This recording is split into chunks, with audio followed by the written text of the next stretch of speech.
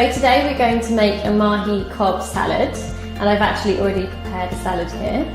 So first of all, I'm going to take a pinch of pepper. I've got some salt, so I'm going to add a pinch of salt.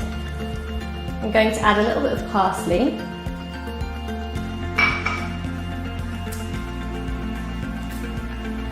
And I've already melted some butter, which I'm just going to drizzle over the top.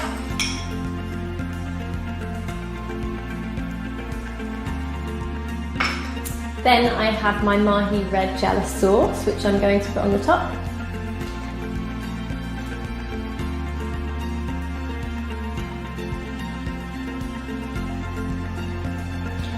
Then we're going to add a squeeze of lemon.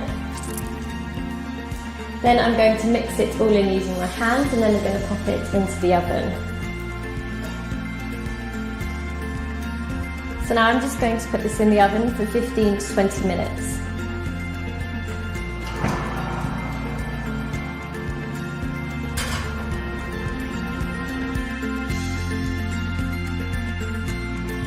From Mahi with love.